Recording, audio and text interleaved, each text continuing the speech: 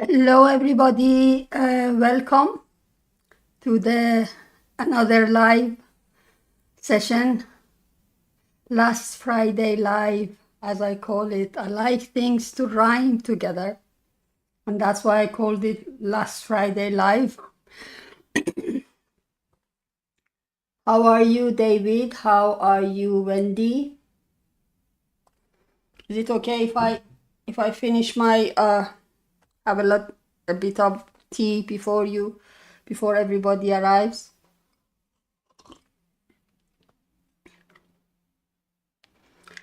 So I am going to do this horse eye, and I'm doing it on a Strathmore 300 series vellum. But if you are using any other kind of hot press paper or smooth paper, it would be okay. Hello, David Carroll. If everybody who's here, I think 6 people are here.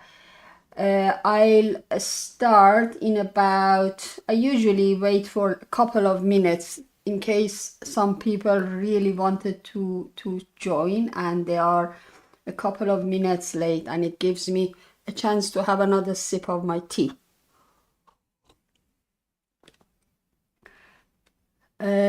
Yeah, so I'm gonna all the pencils that I put out are Polychromos pencils, and they need to be sharpened on a smooth paper. Any pencil that you are using needs to be sharpened, because that is how you can blend the pigments on smooth paper. If it was on pastel matte, I wouldn't insist on sharpening them, but if you are working on hot press paper, while you have time, please get them sharpened. Mine are really sharp. The only one that I didn't sharp was my walnut brown, which I'll do in a minute. So we are gonna start from light and go from light to dark. We're gonna do the eye first, and then move around it and see how much time we can get. I decided that, you know, if it didn't finish, if the eye itself didn't finish, I'll just stay and finish it. It's okay while we're here, because it takes a lot of more time to be honest, if I want to do it afterwards. So hopefully the eye will finish. Okay, so it's 3 minutes past, so I'm gonna change my camera feed and put it on my easel, and if everybody shows some sort of, somebody tells me that you can see it, we'll start. So somebody please let me know if it is actually looking okay.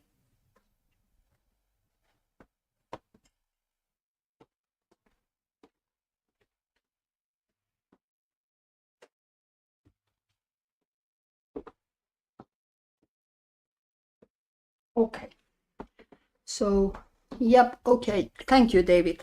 So let's just start this drawing. So the first thing I am going to do is this is my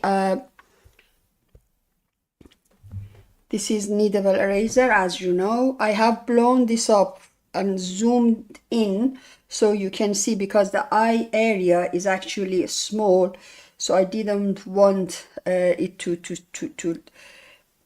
be zoomed out. I wanted it to be actually looking exactly, you can see exactly what I am doing.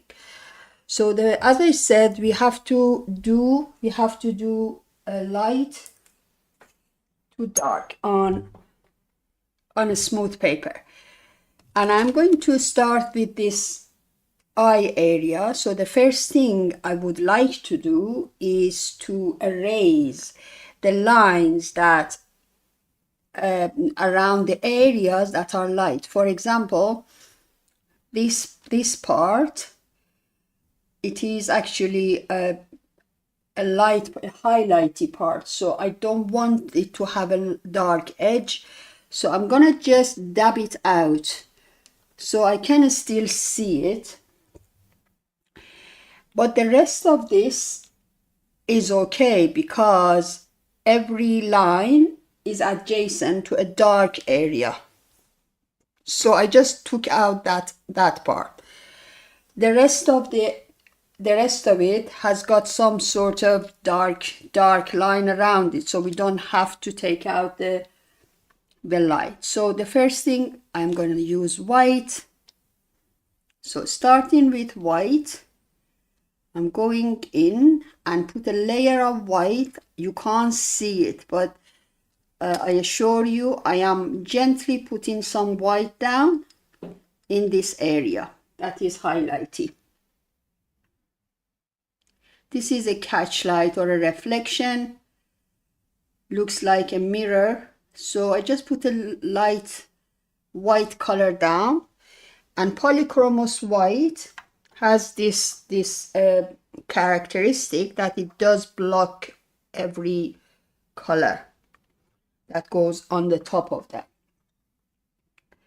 Around that area, so that we can see what we're doing, I am going to do with dark sepia. So let's get the dark sepia out. Dark sepia, mine is getting very small. I got another one, so don't worry, if that finishes I'll get the other one out. So I just want to make these lines.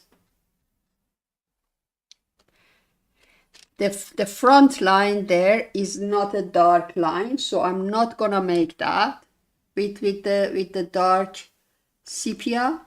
This is another line that I just did. Then there is like a house shape inside the eye. I'm not gonna make all the details. As long as we make some of these details, it's gonna look fabulous. So it's okay if we ignore minute details. If you have any questions, please put them in the chat. I can see the chat. I am not able to leave this and type, but I can answer your questions verbally. So I am going around the lines with dark sepia. I'm watching where I'm going because some of these lines might not be dark or as dark as dark sepia. They might be lighter than this. But so far, all the lines that I can see are dark. The other good thing about putting the lines with color pencil is that there is not a great chance, it's not a big chance that they actually rub out. This edge, this one, is not as light as the top one, but it is still lighter. It's like a gray line around the iris. So the cornea, the cornea. So I'm gonna make that with cold gray one. Cold gray one, or if you have a very light gray, it would do from any brand. So I just did that.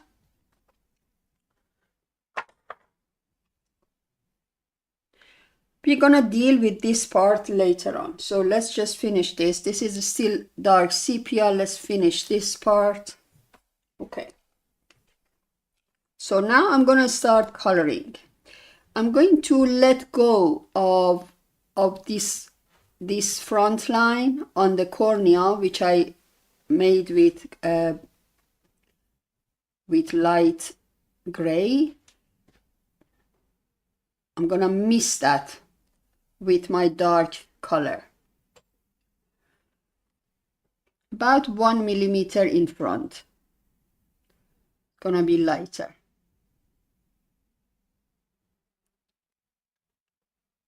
All right. And once I've done that, I start putting this color gently down, just one layer gently, really gently.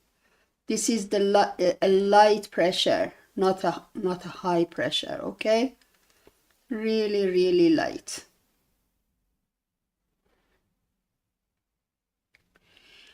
And the strokes are very close to each other. Hello, Leslie. The strokes are very close to each other. They are dense.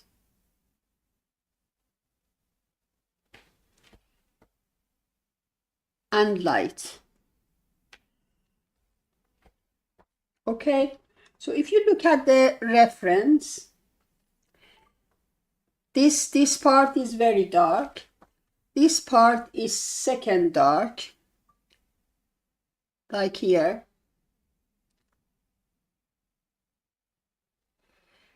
And in here we have some sort of reddish color. So I'm gonna miss that part. Basically, I am darkening all the parts that are dark, right? I'm not putting any of the details down yet.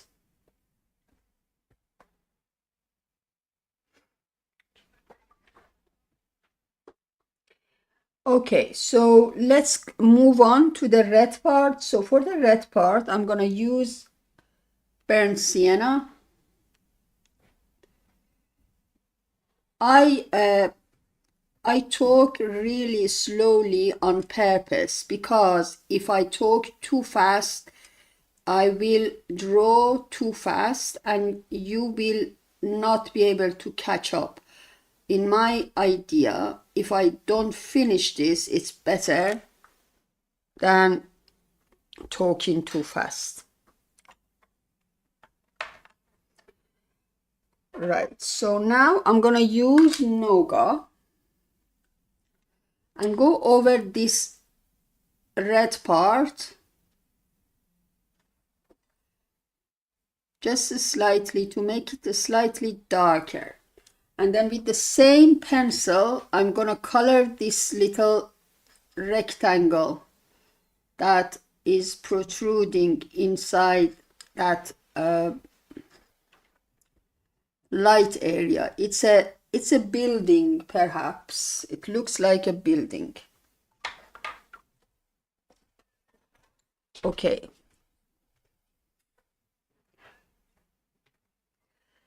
Now I'm going to get the black and darken the areas that are dark. There is no point playing around, so let's just make this dark. This part is dark, but I'm not going to do it in one go. I'm not going to start burnishing straight away. I am going to be gentle and do it in few layers.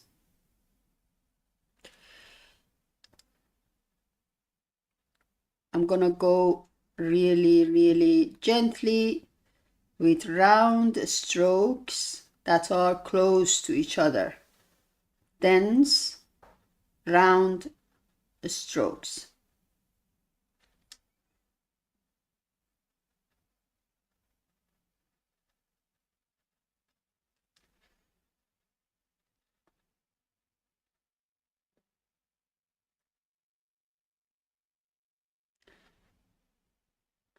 And my black pencil is really sharp.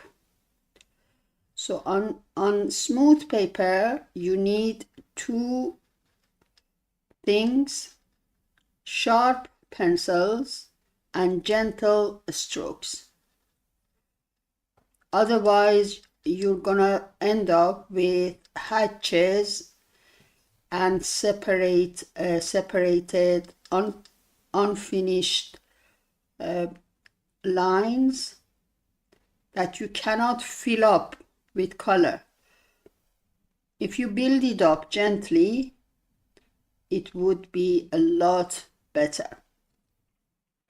Okay, The other thing that I want to tell you today is about how to make the colors in Polychromos rich. Because Polychromos black is actually a very translucent black. As you can see, it's not dark enough. So in order to make that darker, I'm gonna use a 1 notch lighter. It actually sounds really strange, but it works. I'm gonna use Payne's gray. You can use a dark brown, you can use a dark blue or a dark gray to go over the black,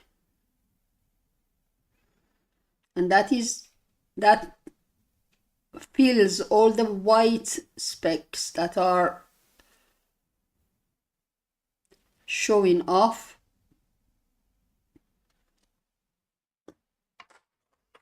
And then I'm going to sharpen my black again.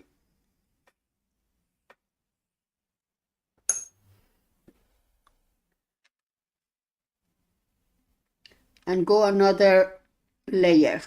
And as you can see, it does look deeper and richer than before.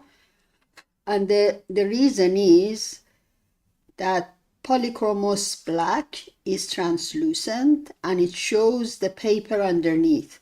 But if you put a color that is more opaque than the black, then go over that with black again, you will trick the pencil, basically make it more opaque. The other part that is jet black is this part under the lid. Because it's a small part, you can easily go a few layers. You can even add a little bit of pressure because there is no danger of not being able to fill this up. This is very small. I'm gonna go over this line as well, this line that is underneath this part because it's darker, and also this part. These are the darkest parts in the top part of the cornea. Underneath we still have some dark points. I'm gonna go over the top part of this red reflection here. I don't know whether it is a reflection, I don't know if it's part of the iris. Probably it is part of the color inside the eye.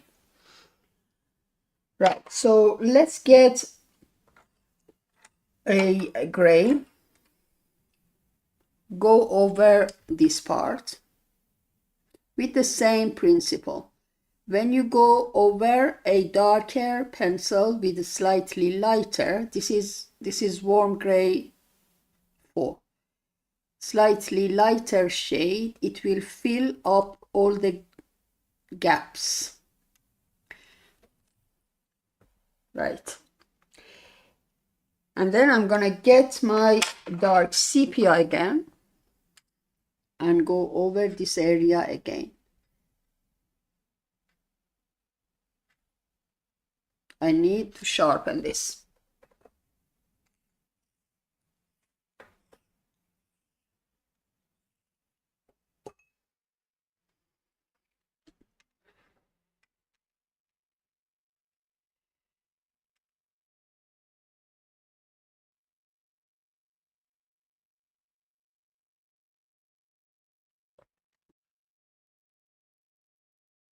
I'm still avoiding that front line that was gray in the front there.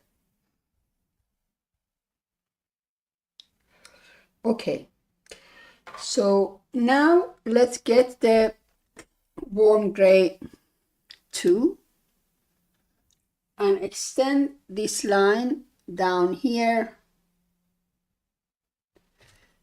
go over this front line again,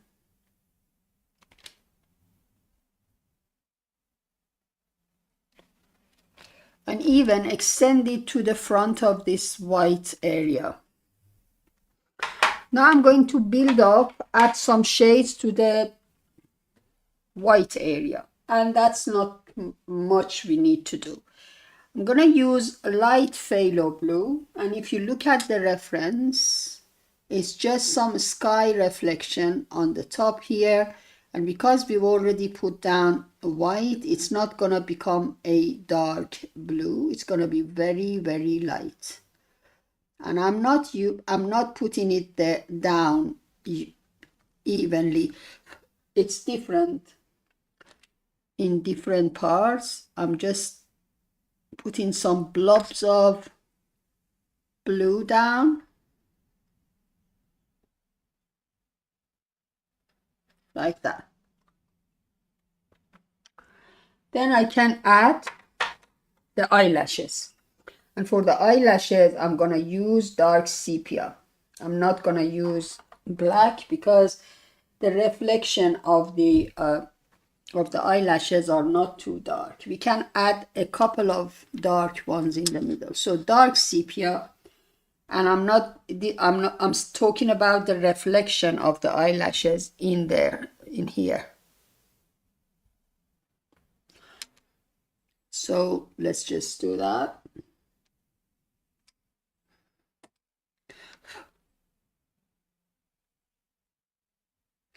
And be gentle and be random. These need to be really random. The only thing that is the same is the direction. The rest of it, they are separated at some points, close to each other at some points, and so on. Okay, so that is the top part. Let's do the bottom part now. The bottom part, I'm gonna start with gray, with warm gray, with cold gray one in here on the side.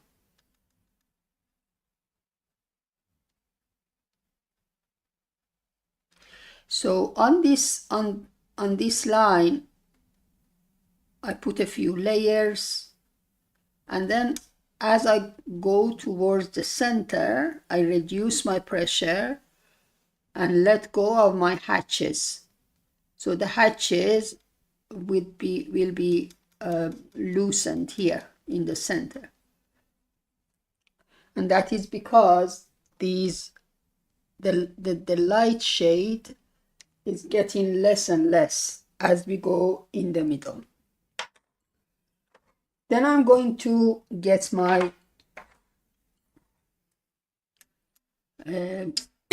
burnt sienna, as we did there, and start coloring the whole area in this color.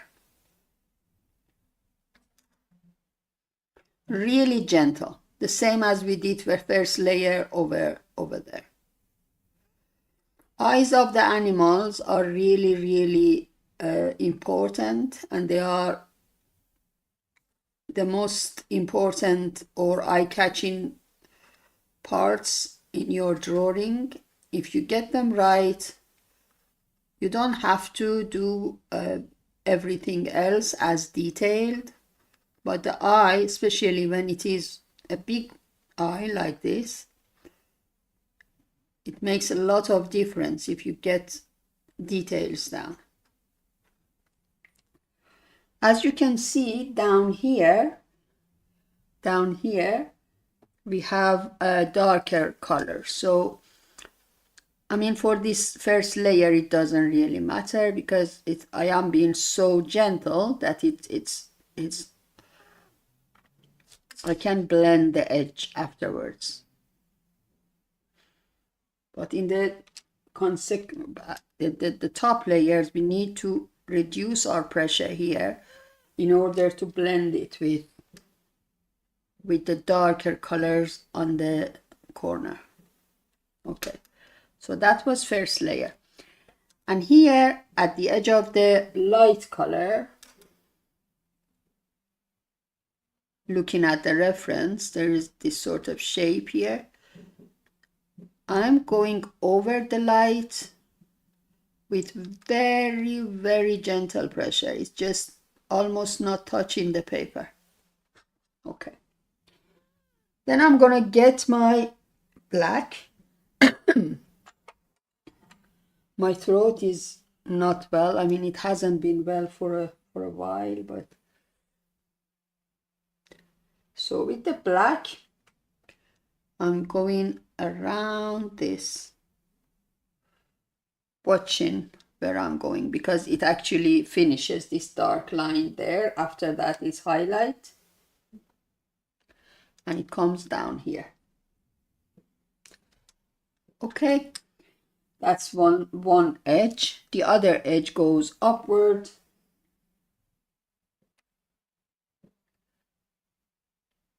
Like that.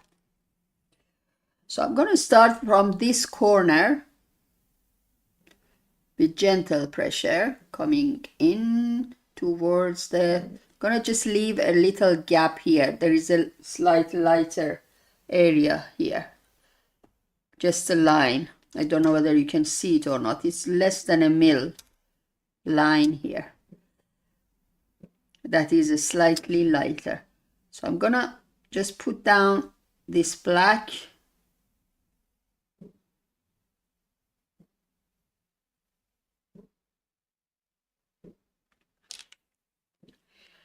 And I'm going to go all the way up there.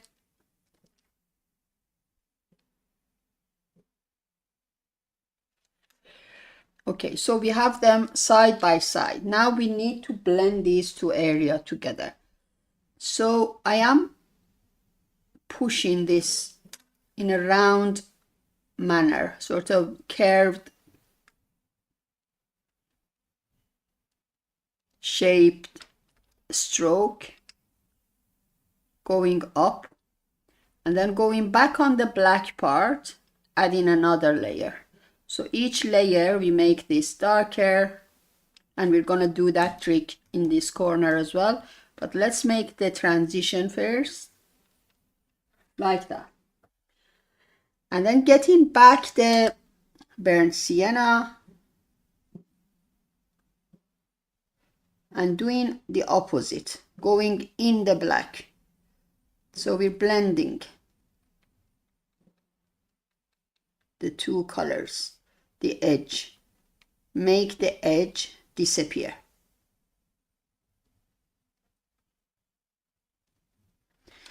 And meanwhile, I just go ahead and put another layer on this one. The top edge is quite sharp edge, so I don't have to blend them together. I will make it like a fuzzy edge with the black pencil afterwards, but we don't have to blend it like we do down here. So okay, here again I reduce the pressure and change my strokes to open-ended hatches that I let go of at the end.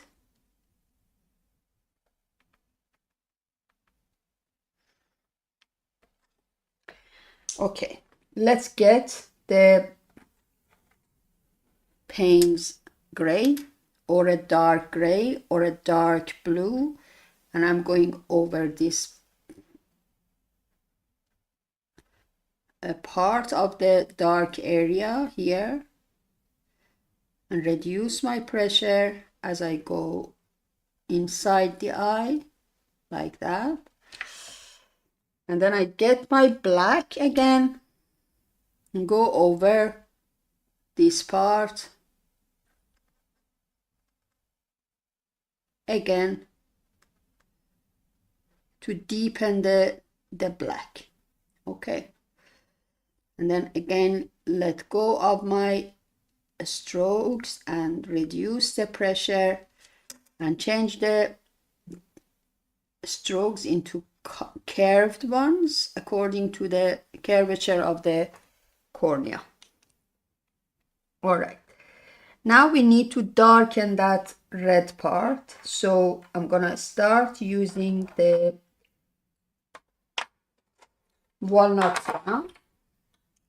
Gonna sharpen it. Walnut brown is a bit dull, a dull color. And looking at the reference, the darkest parts are here, down here, and on this side. The pressure is really, really light.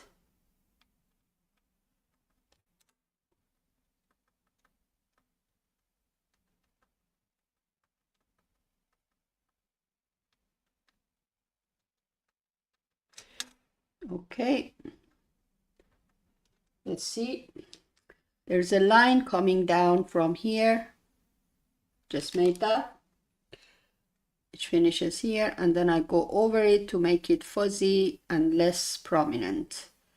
So the down part of this red area is actually brownish.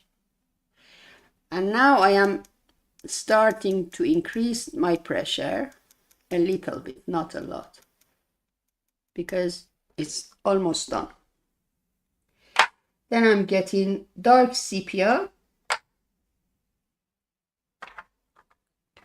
And I'm going over the bottom part even more to make that even darker.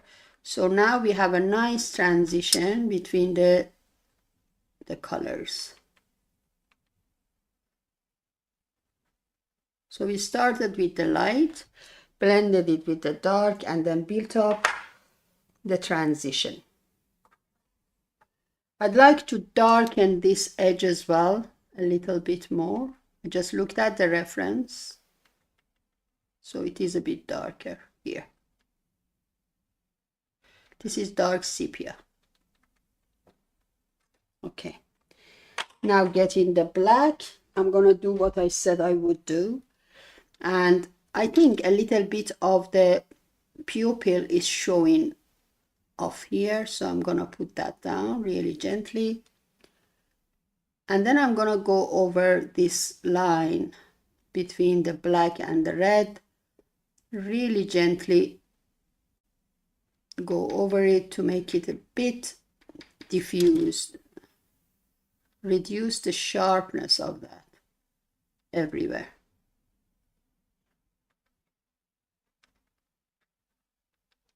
And obviously this end is really dark, so let's just make that black. So the eye area, the cornea, is actually finished, right? So now we have to build up the rest. We've already in half an hour, so let's try to make this slightly looking better. Okay, dark sepia again. Dark sepia and one of the light grays, warm gray 2. I'm going to start making this line here. On smooth paper, you need to make sure that you have lights down first. After you've done that, then you can go ahead and just color this triangle with dark sepia.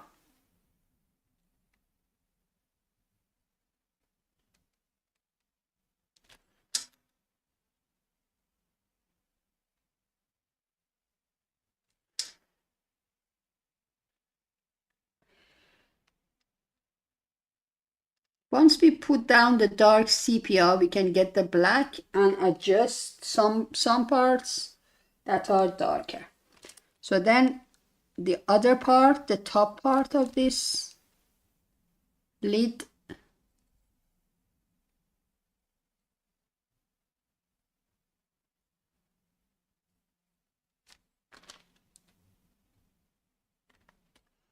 like that. And now I'm getting my black, and looking at the reference, I can see that the top part of this triangle is darker, so that's what I just darkened. I'm going and making this light line thinner. And in here, the outer rim of that, the lid is really dark. So I just make that black as well down here. So basically you go from light to dark, and once you put down your lighter color, it is safe to darken areas that are darker. Right, so that is complete as well. There is a line underneath the eye. I'm going to use dark sepia, and that needs to be really sharp because it's a very thin line, right? We don't want extra thickness into it. And looking at the reference, there is a gap. So there is a light area, and that's a highlighty part of the rim of the eyelid. This part, it's highlighted. So just going over here, and I'm looking at the reference constantly to see where this line goes, and this line ends around here. Okay. Then there is an area here. I'm gonna put line around it, very gentle line around it, so you see what I mean.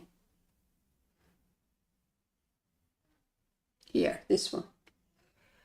This is sort of dotty, isn't it? It's got like some lighter colors and then some darker. So I'm gonna start with cold gray one on this rim here, on this corner, on this rim and the corner needs to be really sharpened. That is one of the reasons I don't like smooth paper, because you need to constantly sharpen your pencil. On pastel mat you don't. So, and that actually eats your pencil more than anything. So basically I'm gonna start putting dots down with this pencil, with the light pencil. They are quite dense at this corner, and then they become separated more and more as we go towards the left hand side. So in here we have more light color, and it becomes less and less as we go to the left hand side. Then I'm going to use warm gray 4 with the same principle, but starting from around here. So around here we have like a grayish color, and I'm going to go around that light area. And eventually I'm going to use dark sepia starting from here. Still I'm using round shape strokes. And because we have put down the lighter colors first, they block my way with the dark colors. So it automatically becomes lighter and lighter as I go to the right hand side. There is a dark corner here, so here I'm gonna just use my dark sepia to create this.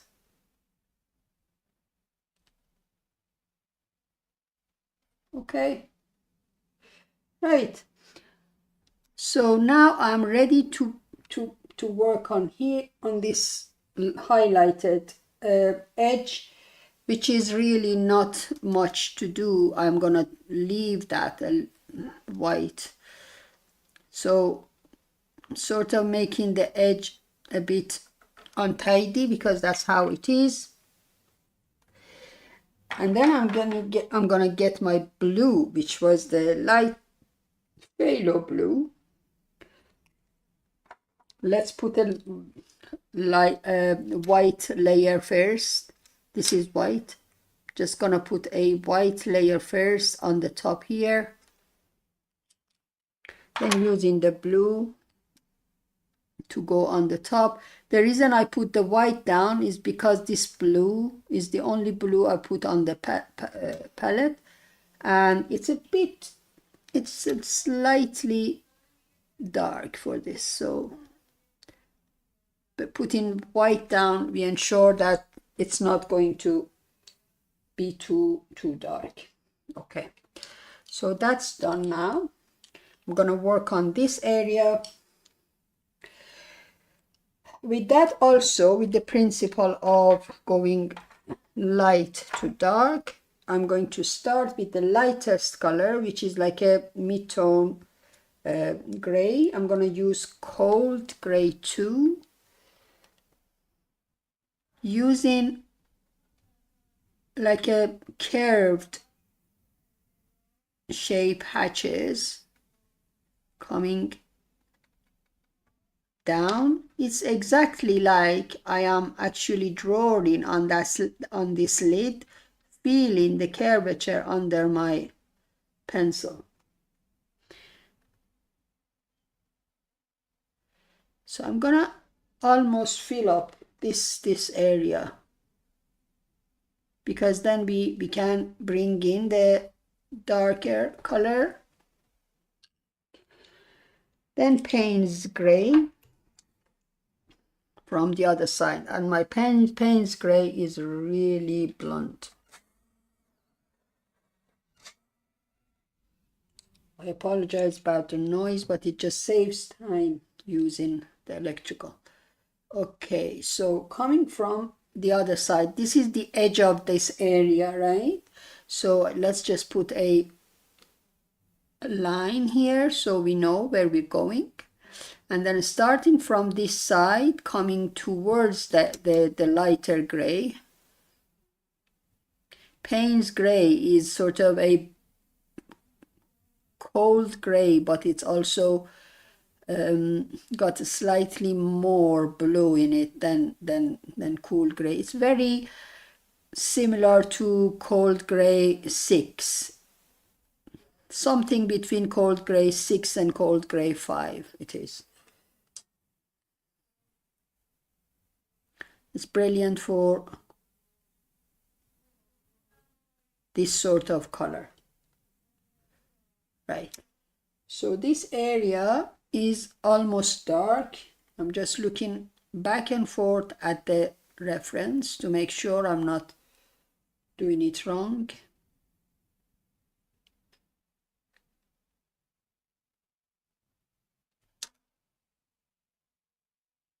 So this highlighted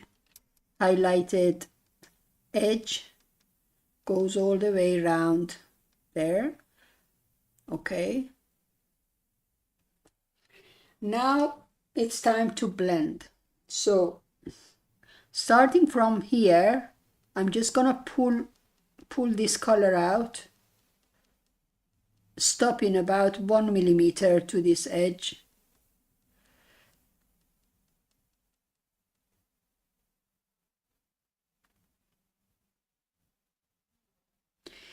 Once you've done that, and there is a little bit of dark gradient in there, then you can come back and darken this part. And in fact, let's just get a darker color. Let's get black. So with the black now, we can just darken this edge.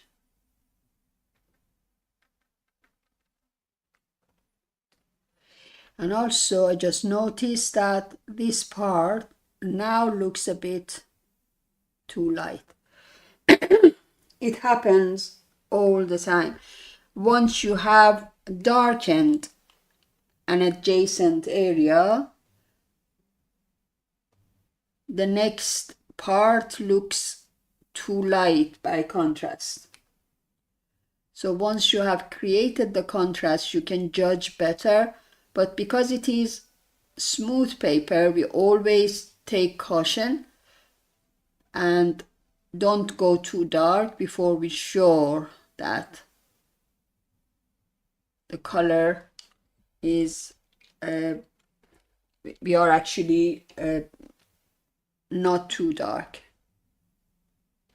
Now I can just use the black. Because we have put white in here, it's just gonna stay that color. So I think it looks okay. I'm gonna build up the top part. So as I said, I'd like to make it around the eye at least, and do the eyelashes. So first we have to pretend that we don't have the eyelashes and just go and finish this top lid. And that top lid, we are lucky with that, it's just one color. I think it's one color. I'm going to use the warm gray 4 and see what happens. Maybe it becomes too light and we need to darken it, but at least it is in the same shade. So up to the edge of the eyelashes, I just make a solid color. And then I make this line that goes on the top and just use a very, very light pressure because I don't want to saturate the tooth, leaving some space for some tooth for the eyelashes. Right, so it is too light. Let's go over that with Payne's gray. Or you can just use your black to darken it. But at least we have put down the lighter color first. And we are sure that we're not gonna go too dark. I think this is the color I'm seeing there. I might be proven wrong in a minute after putting the eyelashes down. It might suddenly look too light.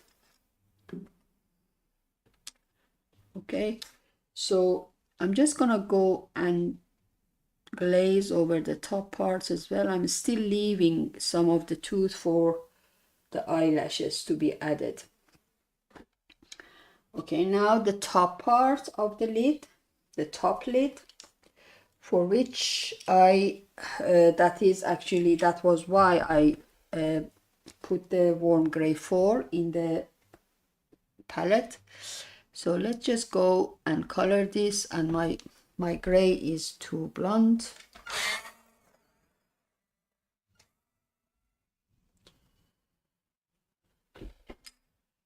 Okay,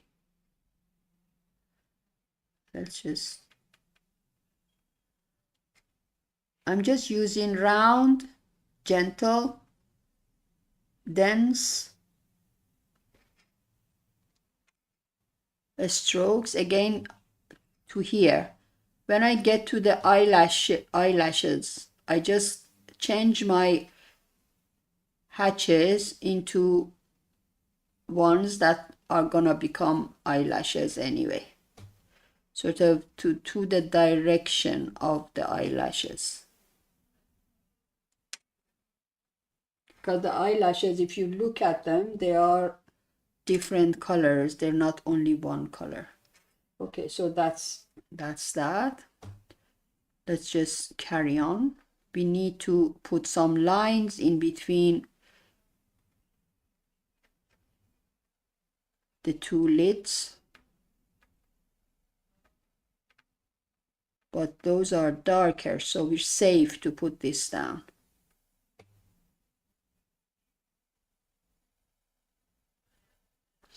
I'm using really gentle pressure. The eyelashes start from here, so we're safe to just fill up the top part.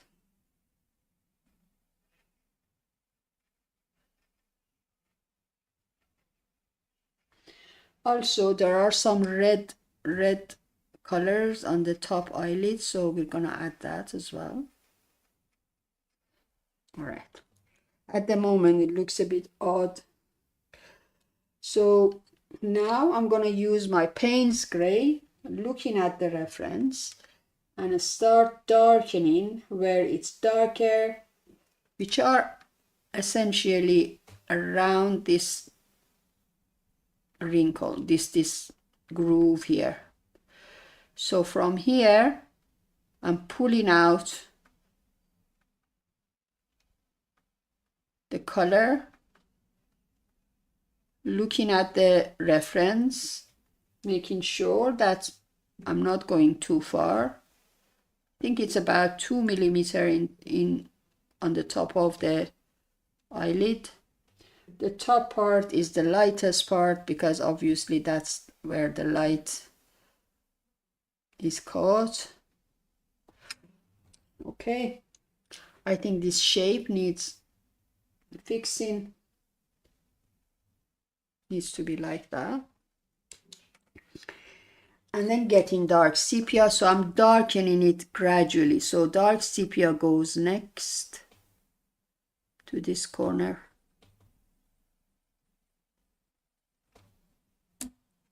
Oops, just snapped. And finally I'm getting the black and just going over this line here, and on the top here it's the most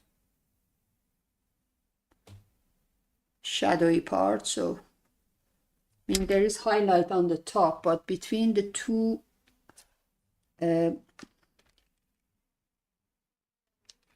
folds of the skin, it's the top part that is the thickest. So the rest I'm just going over this line, making it fuzzy. All right. So there is a line here that is prominent. So I'm gonna just make that line. It's like that. It's like a wrinkle in the lid. There is a line here. And also I need to make sure that there is no gaps between the black of the cornea and the lid. So sort of should be integrated with each other. As I predicted, this now looks a bit too light. As you can see, this is darker than this. At the moment, for my, both of them are the same. So I'm gonna get the black. It always happens, but I always want to stay safe, because otherwise you have to take it out with a razor, and that's not good. Right, so now I'm going to sharpen my black and start drawing the eyelashes. So you need your black, a few colors. You need your black, and actually it looks blue, so I'm going to use the dark indigo and also the warm gray 4. So let's start with warm gray 4. Again, to stay safe, especially on the top part that is highlighty. So the top part is like that, that color. And then in the rest of the area that we are supposed to put the eyelashes in, I'm still using gray, but with less density. Okay. Now I'm going to go one notch higher with the dark indigo, and I'm looking at the reference, and the top part is light. So I'm going to add this blue down here. There is nothing in the reference that you can follow exactly. It's just using it as a guide, really. Then I'm going to use the black, and the most area that are dark are these bottom parts.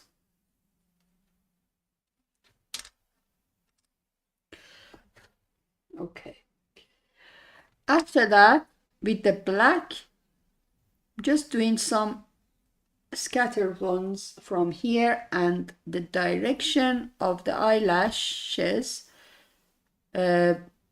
change as they come down here.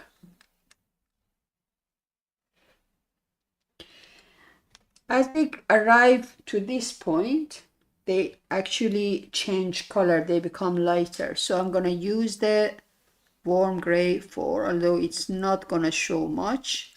It is a little bit on the top of the black. You can add your pressure here when you come down. There. And then with the same pencil, just add some here to indicate the ones that are coming from the other side of the eye that we can't see. There. Right, so this is actually nice eyelashes. I like them.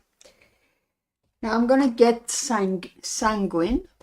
Sanguine is a like a dark orange color, and I'm going to just add some redness to this, as we can see in the reference, like that.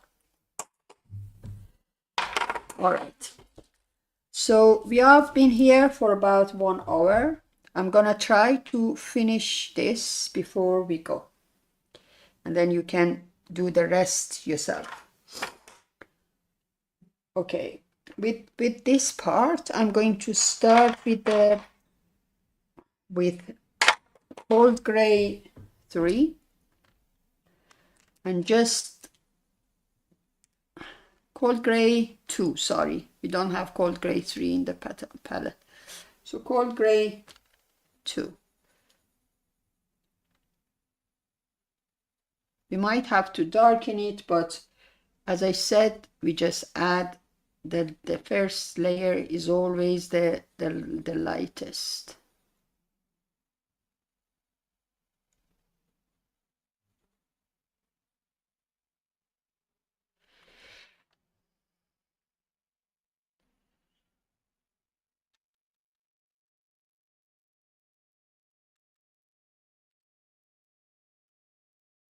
All I'm doing is just to fill this part with this color, with cold gray 2, but I'm sort of following the direction of the fair. Also on the top here, especially on this side, I'm gonna take this line out, dab it out, so you can still see some of it, and use the cold gray 2, because it is where the light has lightened the color of the fair. And then between the two, let's just take away these as well. Not gonna take all of it out because I need that shape at least to know where that is. So between these two areas, I'm just gonna add some of these loose hatches like that, separated with space between them.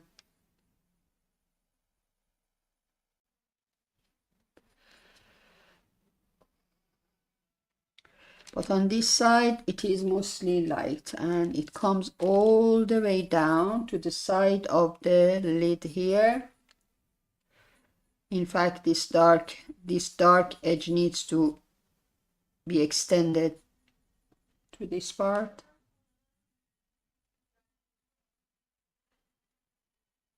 Okay. Right. Then I'm gonna get, well, let's just put, let's carry on with the cold gray 2, because we need some colors here. Some of this color here. We always need to put light first. This part is going to be red mostly, but it is still slightly gray. And I'm just changing the direction of the strokes as I see in the reference. So in here, around here, it's straight, horizontal, and then they become because this is the edge of the nose. They become sort of downwards and curvy around here. Underneath the eye, we have them here. I'm gonna just put some in the area that is gonna become red later on, and more down here. So I'm gonna quickly actually show you all the colors that you're gonna put on this the rest of the face around the eye, even if we can't finish it completely. Right, so now I'm gonna get the Payne's gray. Basically, we just add all these colors to each other to build up the fair. And the trick is just to stay really random, follow any sort of regimented pattern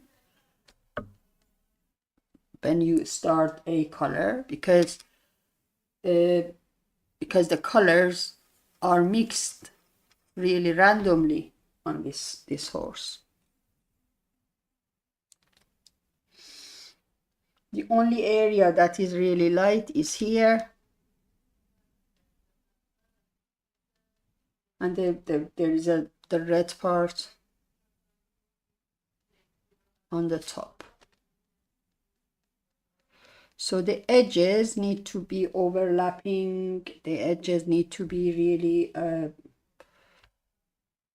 mixing with each other. There is a area that goes that way and then comes down.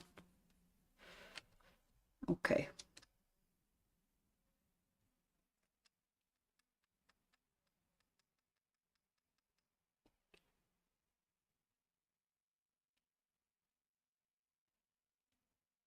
Just leaving that red area.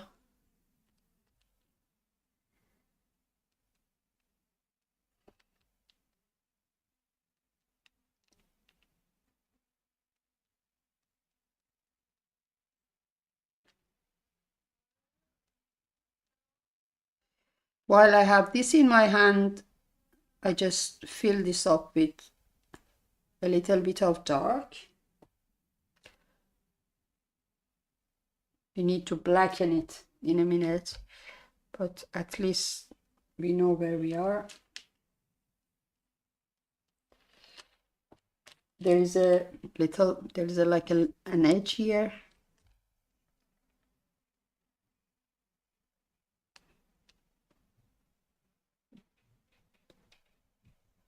Just follow the fair.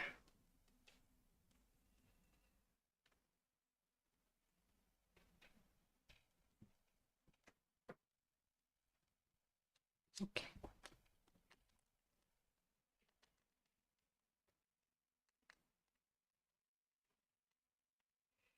Right.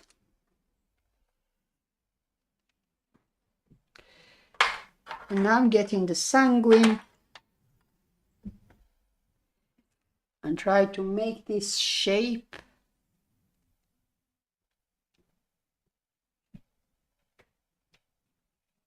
Before darkening the rest.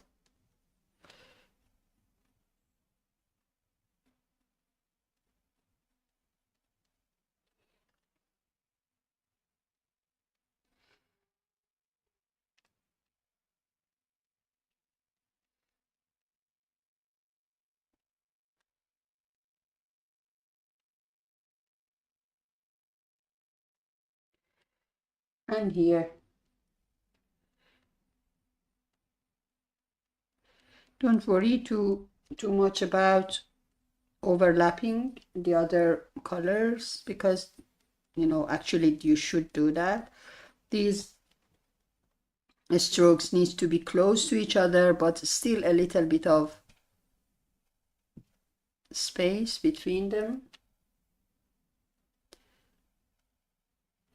to add a bit of gray.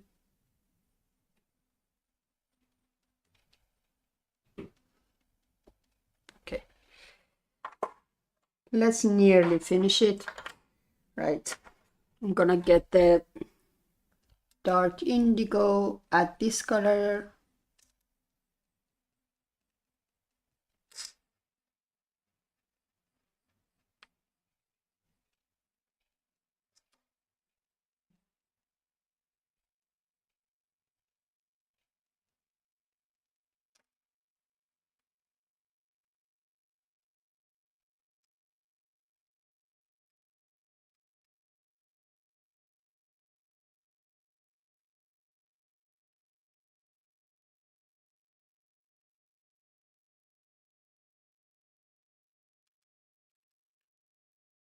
Especially here is quite blue.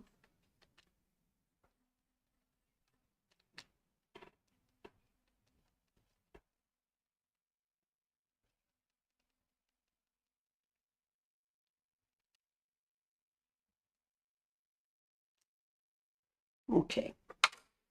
Now I'm gonna go back to my warm gray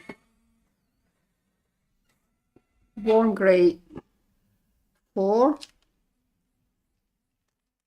add that color in. And as you can see, gradually these getting built up. This is a mistake.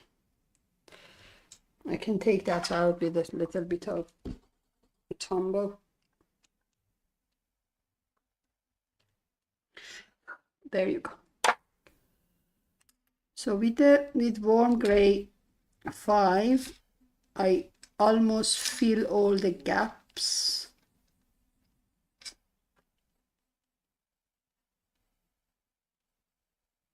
Still really gently, but following the direction of the fair, and fill up all the gaps. You can go over this area that is reddish a little here and there, just to make it part of the fair rather than being an isolated part.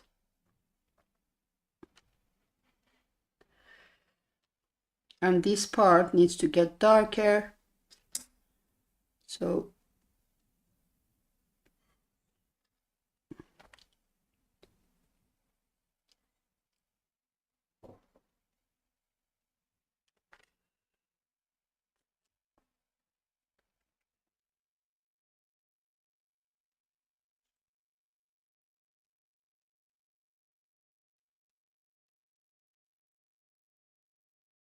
following the direction of the fair.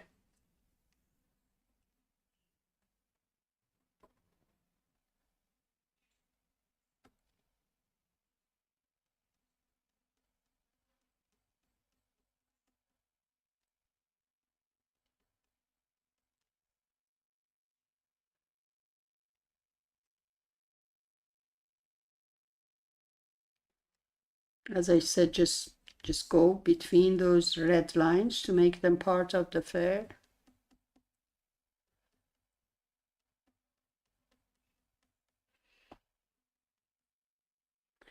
Looks like this needs to go a lot darker.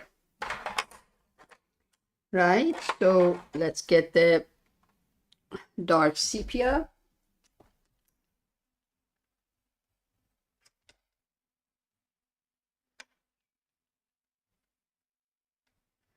Just darkening it with dark sepia, because dark sepia is a bit brownish. We don't want it to become brown. This horse is not brown.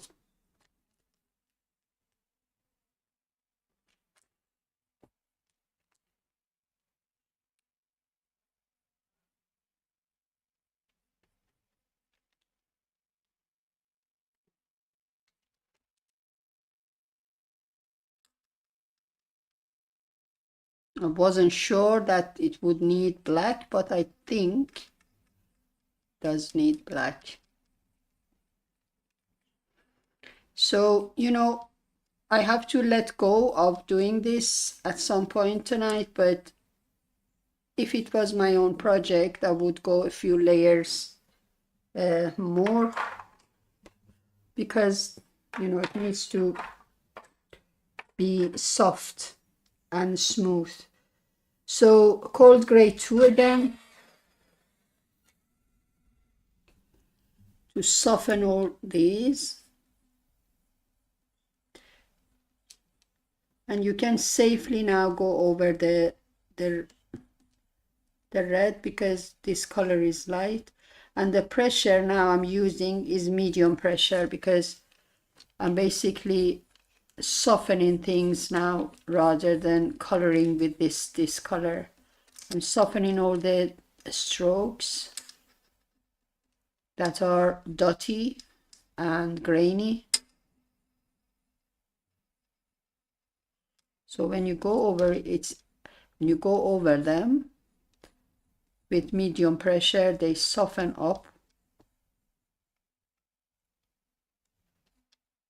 And grays are best colors for doing that. Okay, let's just get the black.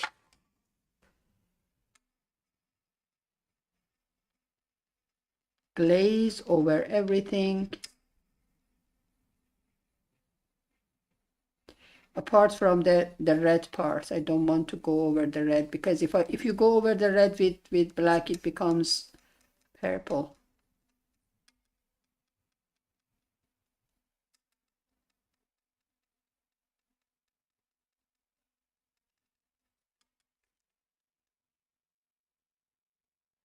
Now the pressure is not too much, because if you use a lot of pressure, it's gonna add a lot of grains to it. Okay, just carry on. Payne's gray. So you can see that I'm just adding different colors, dark colors, and then just going over them with a lighter color just to soften it. That's how we work on smooth paper. I'm gonna glaze over this edge because, you know, as I said, as you darken one area, the next area to it becomes too light or looks too light.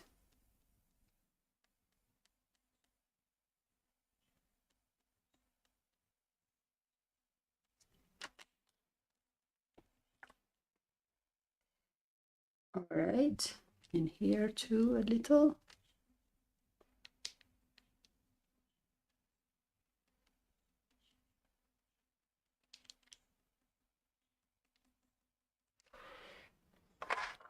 All right, now I'm going to use a lighter color again. So warm gray 5 again. And this time warm gray 5 is my smoothing pencil. And I think after this I'm gonna stop because it looks okay.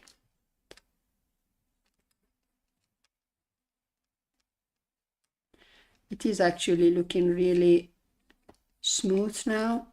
I might go over the red parts just a bit because they've gone out.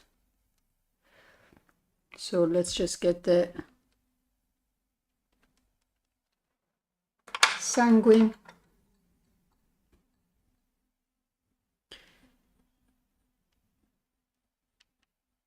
I'm using good pressure now, about medium.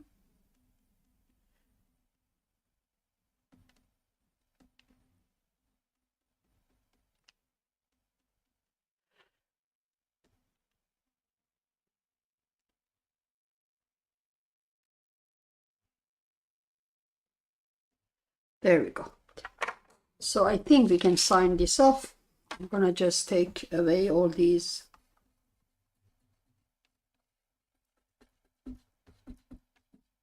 around it. So this is the horse eye. Hope you enjoyed it. I did a lot. How's everybody? We did 1 hour and 15 minutes. Okay, show some sort of vitality there. Are you still there?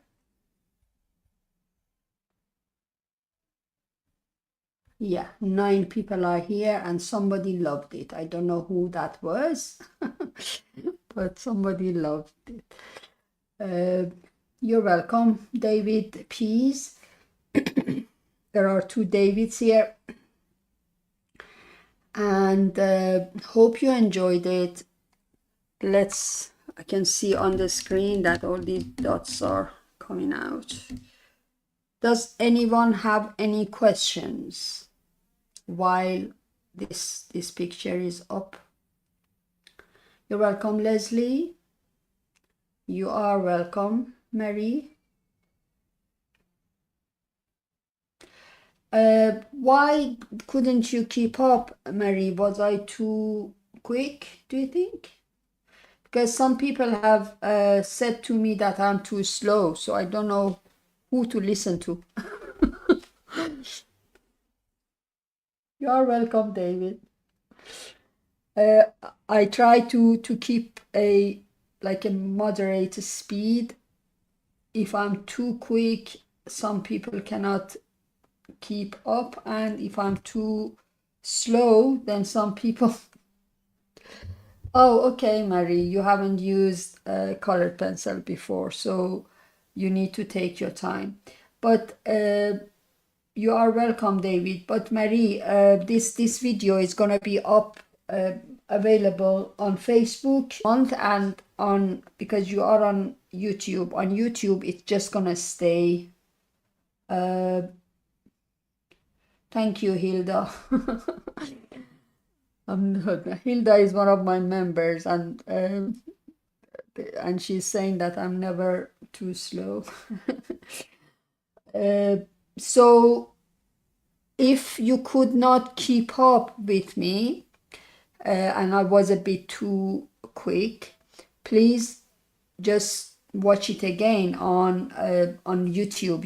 It's gonna stay on YouTube in the lives. If you just check the live videos on my channel, it's gonna be there. Hello?